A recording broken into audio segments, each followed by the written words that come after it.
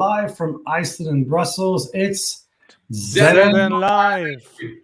We are very excited today, very special day. It's my birthday, which I'm celebrating. Happy birthday, Phil. So much more exciting than this. We have two special guests and two co-hosts. So you all know Anto and Daniel, who work on all things digital that we create and know all the technology behind the tools that we use. But we have a special guest today, an entrepreneur who started his own company, Softbotics Solutions. And this is Thomas. He's actually in our office, so we're very excited. And next to him is a VIP guest called Pepper. So it's great to have you both. Hi, Thomas. Welcome to the show. And I want to ask you a question. First of all, is what made you want to start your own company? I think it's like a few months old. So what is it about, and what made you want to start your company? It's always been a dream for me to start my company since I'm young, like since I'm in primary school, etc. I always saw entrepreneurship as a goal, as an adventure, and I saw that it was very interesting to do that in computer science. So I tried to develop since a few years a company in this field. Fantastic. So I just want to say thank you to Justin, Nico, Cho, and just again to say happy birthday and happy Friday. So great to have you online. Indeed, it's very exciting to start a company. I did that 25 years ago for the second or third time. And as people know, it's been there, and we're celebrating this by the 12th of September at the Zen EU Influencer event, as well as the Zen 25th at Spiritos. So more on this on all our channels. And we might have a special guest, which is the person sitting next, the robot sitting next to you. So you have this robot, Pepper. I actually was at the airport yesterday, and I saw one of the robots. So can you show us a little bit? Can you ask him a question, him or her or it, a question, and tell us a bit about what is Pepper? Yeah, we can ask him. Do you want to ask, or I can? Yeah, go ahead, ask a question. Yeah.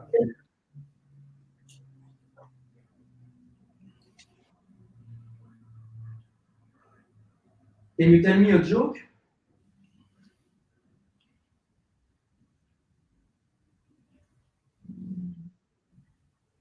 Pepper, can you tell me a joke?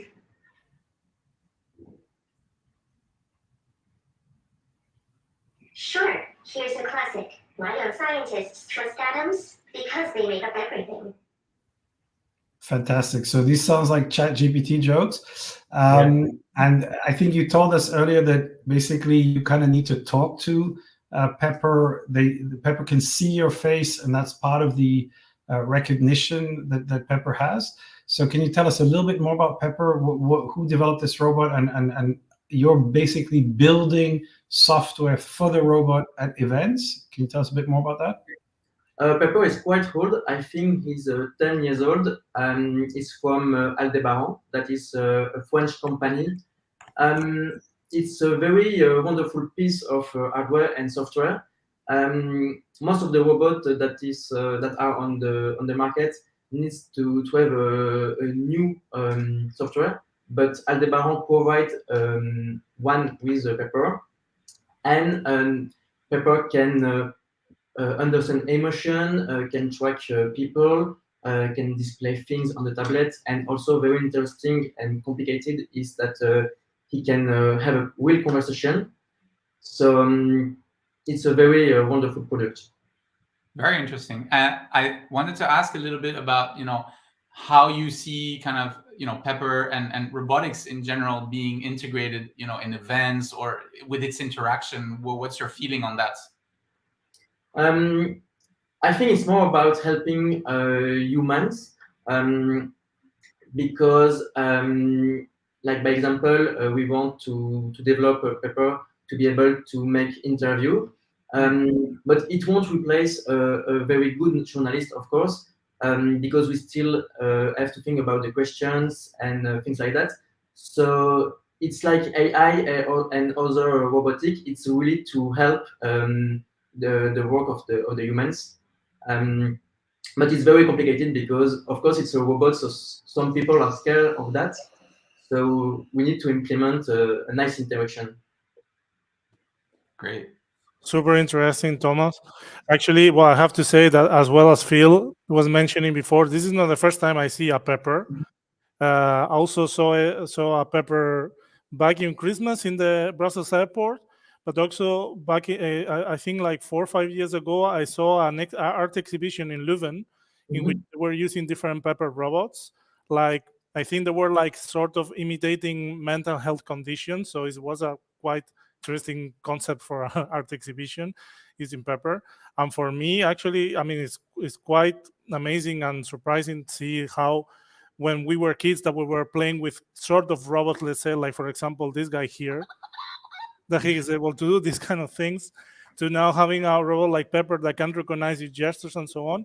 And actually, I was wondering why in your startup project did you decide to take Pepper as a robot from all the, because I don't think it's the only robot model this existing, or maybe yes, but I would like to know why you took Pepper for experimenting with AI models and so on. Is it because it was more accessible, or which features actually were interesting for you? It's a good question. In fact, I didn't really choose Pepper.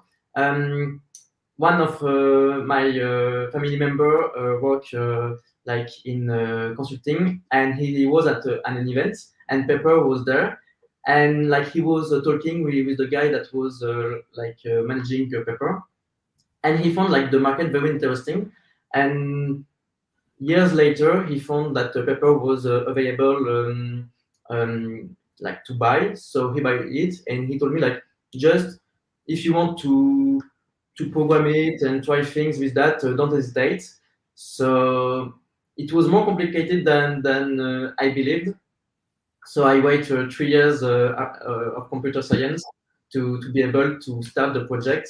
But I'm very happy, and if now I would choose, I would have the opportunity to choose a robot, I would still choose a Pepper for all the capabilities that he has in events and social interaction. Yeah, I think it's very interesting, and obviously, as Daniel was saying, we thought about robots growing up as something that didn't exist, but was more like an idea. We're beginning to see this in practice. By the way, we have a question from Justin saying, "How old is Pepper?" Which I'm going to come back to in a minute. And thank you, Gaia, for the happy birthday and ZN Live, happy ZN Live. Now, what I'd like to ask you is, this is early stage technology. It's not fully mature. And there's a lot of technology that kind of starts like that, looking very exciting, but then it's not ready at all for really being rolled out. We've seen that with the early tablets before the iPad. We've seen a bit of this with the Metaverse and the Oculus products that's not quite ready. Again, we need to know if Apple will bring a product that basically does the same thing but much better. I think you're developing on Pepper, and I know that one of your ambitions is to use Pepper in events to kind of interact with people. How close do you think Pepper is kind of ready to be used beyond an experimental robot, but more as a useful feature of an event, or serving a very practical purpose? So my question is basically, so I just want to make sure you cover how old is Pepper for Justin, and then what do you think it does well now, and how close are we to using this to deploy this in a more wider way? So Pepper is old, like he is 10 years old, but we are working on it since only 1 month. But we have the chance that AI is going very fast at the moment. One of the features of Pepper was the conversation, and before AI, it was very complicated to implement that because you need to think about any question, word, sentence that someone will ask to Pepper. And so now we use AI, so by example, ChatGPT to make Pepper answer. So I think we are at maybe 2 or 6 months to have like a Pepper that is very perfect and tested for events. We program Pepper to act like a character. So we have different characters. So, by example, a journalist, a cameraman, a showman. And so we start to implement those characters. But by example, so the journalist that will ask question to Pepper to clients, it can be ready in 3 weeks. Okay. Yeah, I think it's interesting. And when you're developing a new product with a new company, with new technology, I think that the risk factor, of course, is whether it's going to work properly. So have you seen the Pepper work in practice, and what was the most useful thing that Pepper was able to do already today? And the other thing I wanted to say is I think it's very interesting that you mentioned AI, because I think at some level AI is kind of the great accelerator. A lot of things that existed already are now suddenly being kind of transformed by AI because they're connected. So you have this, like this platform. If you bring AI to it, then suddenly it becomes much more useful. We're seeing the same. I think we're going to see the same in the metaverse, which is suddenly you start being able to use things that were kind of fun but too complicated, but AI will simplify. So first question is, what is the use case for Pepper and for robots that you think is the most useful today? And how transformative do you think the next 6-12 months will be for the industry? I think what is very interesting is to act Pepper as a support. So, by example, we have websites, we have books and things like that. But Pepper can also act as a website, but like in a real place. I saw that they implement Pepper in a museum, and Pepper like can just walk and stop in front of a painting and explain it. So I think it's a very different way to present things and to bring the knowledge to people. So to mix between the real life and things more digital. And can you repeat the next question, please? Yeah, how quickly do you think we're going to see a real transformation, of the tool with AI in the next 6 months, 12 months, or we're years away? I think AI will go again like very fast, but there is a difference between AI that like software and mix it with robotics, because robotics is really hardware and they need to develop it. So we can see that with a Bodot dynamic that spent maybe 20 years just to make 1 or 2 robots. So I think it will still be slow for robotics, but for AI like ChatGPT, DALI, and AI like that, like software like that, it will go very fast, and maybe 1 or 2 years we will have handsome things to see. Yeah, and we are of course thinking about what we might be able to do with Pepper at the ZN 25th event. So we're going to be brainstorming on that, experimenting, and see what might be something that we can test out in this event. So now, I want to ask you one more question before we go to recommendations, which is, you've started your own company, it's a project at this point. What is your advice to other people who want to get started as entrepreneurs? What's the big thing that you would tell them to think about or to bear in mind? I would say don't think too much like about a product that is too complicated. Before I tried to start multiple companies, and it was always around a product that was very complicated with new technologies. And someone told me you don't have to reinvent the wheels to be able to sell a product. So I would say try to think about the product as simple as possible that reach an existing market. Yeah, I think just start simple, build it up, experiment. We talked about design thinking the other day. basically keep prototyping until the product starts to really work for the people that you're trying to connect with. So now we have time for our recommendations. So roll jingle.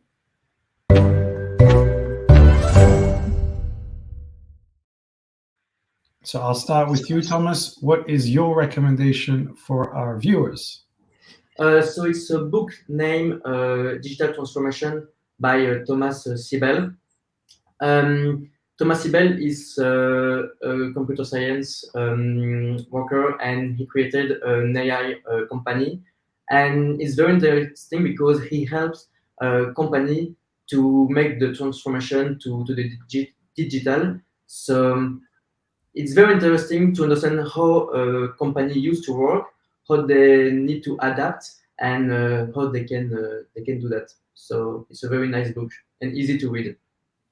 Excellent. So I think something we can probably check out, because of course a lot of the work we're doing is transformation from traditional communication to digital communication, and soon to be AI enhanced digital communication. So Anto, what is your recommendation for this week? So my recommendation is basically a YouTube channel, which is called Corridor, and they have two channels, Corridor and Corridor Crew. It was a couple of months ago they launched what they called Anime Rock, Paper, Scissors, which was basically their first entry into really creating a workflow with AI, with Stable Diffusion, and really creating something where they can take basically an idea that they had and really bring it to life and create an anime from that. This was a couple of months ago. They're about this weekend, actually tomorrow, they're launching their second episode, which will be a complete, I think 15 or 20 minutes episode. They're going one step further. They have it on, first their online platform, and they'll eventually probably put it on YouTube.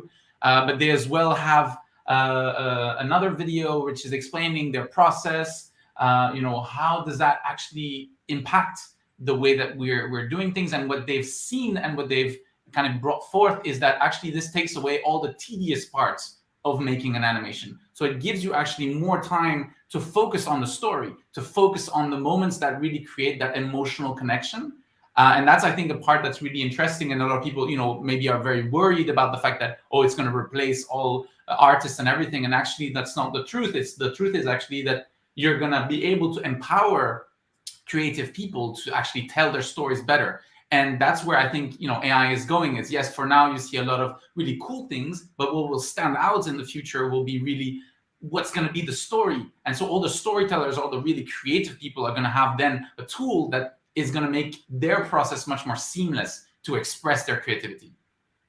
Yeah, I think that's a very, very interesting observation, because a lot of the conversation we're hearing around AI is going to take our job, AI is going to destroy the universe, AI is going to replace X, Y, and Z, and kind of a lot of negative thinking, which I think is often the reaction that people have to change and new technology. And some concerns are legitimate, and you need to think about these things.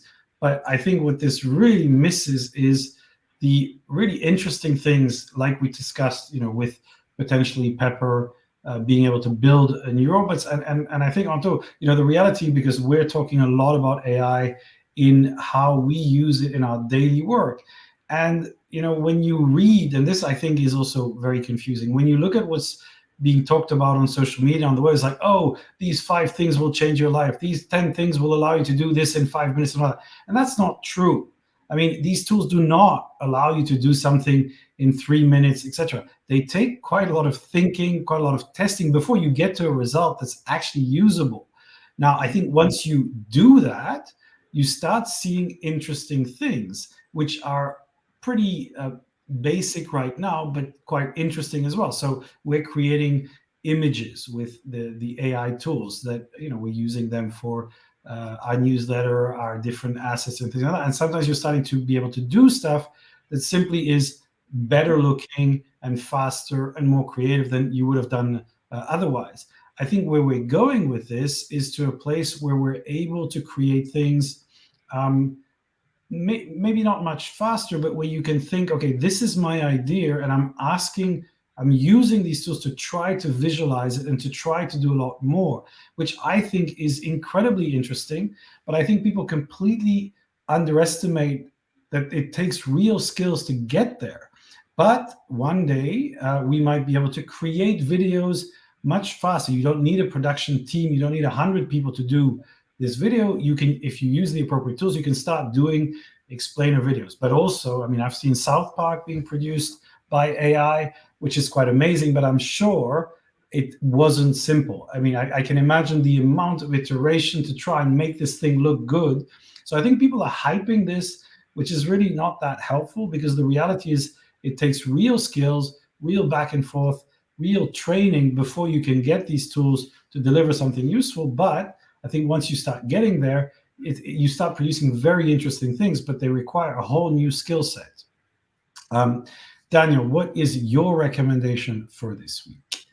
Well, actually, I have two recommendations, Phil, but I would like to build a little bit on what you just said, because actually the other day with Antonin, we had this conversation that actually what you just said about AI, that is not that obvious that you can get super amazing results. And of course, there is a lot of effort coming on this. It is quite similar to what happened when digital tablets like with Wacom and so on came out. That suddenly people thought there were many people thinking like, okay, yeah, I'm gonna get one of these digital tablets and will be the next Picasso or the next Dali. Like, no, I mean, that's not how it works. I mean, you need to know to have some artistic training and so on, knowing human proportions and so on, in order to do something that looks good. And actually, in order to take the most of advantage of AI tools, as we do at ZN, I think one of the critical things, and actually that's something I think it will more and more become more important on educational curriculums, is to build more on lateral thinking, on thinking more outside the box. And actually the first recommendation I have is this book here. It's called Wasting Time on the Internet by Kenneth Goldsmith. He has a cat on the cover, so that's another extra thing. Actually, this book, I discovered it when I came out from an exhibition at Beaux-Arts here in Brussels. And I found it very, very interesting. Kenneth Goldsmith, he's a poet and conceptual artist in the United States. He teaches in the University of Pennsylvania. He gives out this course talk that I think is titled, he explains about it in the book. This is called 101 Ways to Waste Time on the Internet. And basically, he's basically proposing alternative uses of the internet in order to, in his case, creating some work of art. But actually, I found all his thinking behind that quite interesting in order to, as I was saying, build and reinforce lateral thinking and thinking a little bit more outside the box. My second recommendation is a podcast. You can find it on YouTube. It's from, I hope I'm not butchering his name, Tom Value. The podcast is called Impact Theory. I found it quite interesting, and lately he has been interviewing different AI personalities. One in particular I recommend is one that is titled How AI Will Disrupt the Entire World in 3 Years, Prepare Now While Others Panic.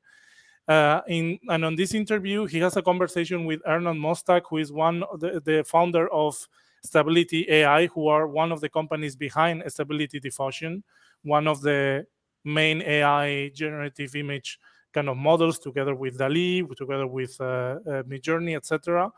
And I found this conversation, I mean, it's a almost 3 hours conversation, so take it easy, put it in the background while you are cooking, doing something else.